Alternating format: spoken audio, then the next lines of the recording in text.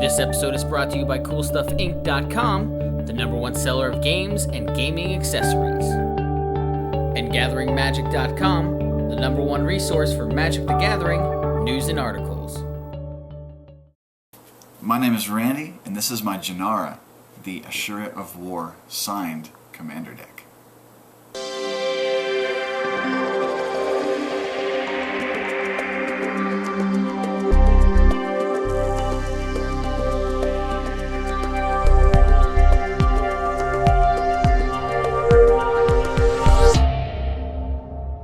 Okay, so here is my general, Jenara, the Asura of War. A lot of fun to play, a lot of fun to pump, but surprisingly enough, unlike a lot of other Jenara decks, this deck really isn't built around getting her out fast and hard and beating in. She's just utility and a lot of fun to play. But this is the kind of deck where hopefully you'll enjoy because it's just a bunch of random good cards that go great together. To start off, we have our basic lands. I've got a few nice foil signed Zendikar lands when I met John Avon in Puerto Rico.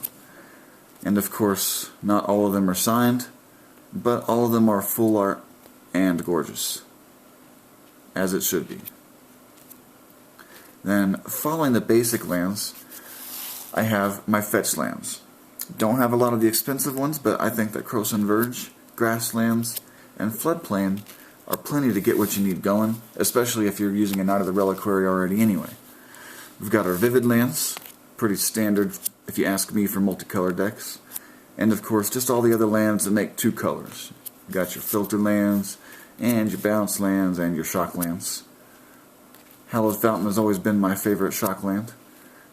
And here's a nice proxied foil Tundra that we made. I don't know how, but I think it looks nice. And then we've got our Horizon Canopies, Stirring Wildwood, Mosswort Bridge, and Oran-Rief, and Reliquary Tower, some that I think belong in just about every deck of these colors. And again, Evolving Wilds as a kind of fetch land, and Command Tower, probably the best land ever made for EDH, or Commander. Also, I always find that the cards that get in the way the most for me are simple things that not a lot of stuff targets, like Maze of Ith. So, Strip Mines, Tectonic Edge, always very important. And this is my favorite land of all time, the Hall of the Bandit Lord. In EDH, you can spend as much life as you want and no one cares, but making all your baddies fast whenever you want to, that's how it goes. So starting off with the creatures, we've got ourselves a Veteran Explorer and a Yavimaya Elder. Pick up those lands really quick. And again, Krosan Tusker in all of my green decks. Knight of the Reliquary, which is literally my favorite creature of all time. Loves to get big really fast and pick up that Hall of the Bandit Lord so everybody else can have fun. Eternal Dragon for land tutor. Oracle of Mul Daya for land ramp. Solemn Simulacrum for land ramp, and of course the card draw. We've got Sakura-Tribe Elder for land ramp. Acidic Slime. 5 casting cost is not bad at all to blow up just about anything that's getting in your way. Edric is an unreasonable card draw engine. Mole Drifter, ever present. We've got the Qasali Pridemage, a low casting cost early beater that loves to get rid of your enchantments and artifacts. Uriah taught me how good Azorius Guildmage is. Having the ability to counter an activated ability like Maze of Ith is pretty phenomenal, even if you only do it a couple times in a game. Seedborn Muse, so that way you can do stuff whenever you want. Pumps with Jenara a couple times every turn, so you get double your mana, double the fun. Phyrexian Metamorph, always a lot of fun because you can make 2 Seedborn Muses and untap twice on their turn. Sun Titan's always a lot of fun, even just getting back your lands, sometimes Knight of the Reliquary, and just the little things that die. But he's also a big beater, easy to cast. Terastodon, him and Woodfall Primus, whenever possible, are always really important in any commander deck. Because if you're playing a good commander deck, the chances are they're playing lands or artifacts or enchantments. Archon of the Triumvirate, always been a lot of fun. Detain a couple guys and beat in for free. We've got Angelic Arbiter, another amazingly fun utility card when you can afford to get her out early. Archangel of Strife. Better on token decks, but there's just something about being able to make all your guys beastly and himself beastly. So he's a must-answer card every time. Archon of Justice. Remove those nasty permanents. The Bane Slayer Angel. Now only $6.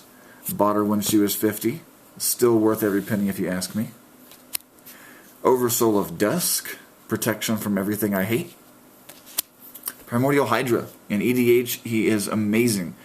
He's going to have 10 counters that first extra turn almost every time. Spiritbreaker Behemoth. Foil. Always a lot of fun because in this format most of your creatures need to be higher than power 5 if you're going to survive. The Woodfall, which blows stuff up, comes back and blows it up again, and then again with Oran-Rief the Vastwood. Harmonize. I love the art on this full art. Drawing cards is really important. I've got a lot of card draw. I put it in all my decks if I can find it, whether it's blue or not. So I got Vision Ancestral, Momentous Fall, the Mind Spring, and Jace's Ingenuity. I always consider Praetor's Council very much like a card draw card, because you're drawing your graveyard. A lot of fun, very much power. Now on to the tutors. I don't like to run tons of tutors because I think it slows down the game too much, but a few of them is essential. Eladamri's Call is always a lot of fun because it's instant speed. Primal Command can do a couple things as well as tutor for your best creature. Wargate is amazing, but for some reason, it's always hard to remember how much to cast it for. I find myself casting for 8 when I only need the Knight of the Reliquary. The Enlightened Tutor. Birthing Pod, a staple in every deck ever, whether it's green or not. Too bad you can't use it in non-green decks because it's unreasonably powerful. And we got a little bit of mana ramp, not much because it's already a green deck. We got our Soul Ring, Darksteel Ingot, a few mana artifacts, and then following that is a few beefy artifacts, just a Behemoth Sledge, and my favorite sword, the Light and Shadow. Graveyard removal, you can't have a deck without it. Relic of Progenitus does that very nicely. Cultivate for a little bit more mana ramp. Mystic Genesis, I haven't cast it yet. I've only had it a week, but it seems like a lot of fun to play. Counterspell and get a ooze. Who doesn't want to ooze? And then, closing off here the last few cards, we've got a few counterspells, like the Pact of Negation, the Full Art Player's Rewards Foil Cryptic Command, which they no longer make. Treachery, always fun to be treacherous and take your opponent's items. Leyline, cast stuff when you feel like it. Mirari's Wake, get big and cast big. Rite of the Replication is a lot of fun, even if it's for something simple like a bunch of Mole Drifters for drawing your entire library. Momentary Blink's fun, protects your creatures, and you get those come into play abilities like Woodfall Primus a couple times. It's always a lot of fun. Instant Speed Graveyard Recursion is very helpful because some of your best cards do get destroyed, and you can't count on them always staying out there. And then, finally, I think the most important part about a good EDH deck is being able to survive. And survivability is about stopping the things that hurt you. So there's always a lot of removal on my decks. Planar Cleansing, blow it all up. Path to Exile, which I oftentimes use on my own guys to get land. Beast Within, because it kills anything. Wrath of God. Hallowed Burial, which is wonderful against generals. Fracturing Gust. I find that this is infinitely more useful than I used to think it should be. Because there's a lot of artifacts and enchantments out there, especially in the people that play those fun Memnarch decks and Boss Iron Golem decks. Asura Command is great, wipe the things that you want. And, of course, Swords to Plowshares with that new art that we all love so very much. And then finally, we're going on to one of the best cards for this format ever. The Genesis Wave. Genesis Wave is just a lot of fun because you never know what you're going to get. Well, I hope you guys all enjoyed my deck. Thanks for watching CMDR Decks. Please subscribe and favorite.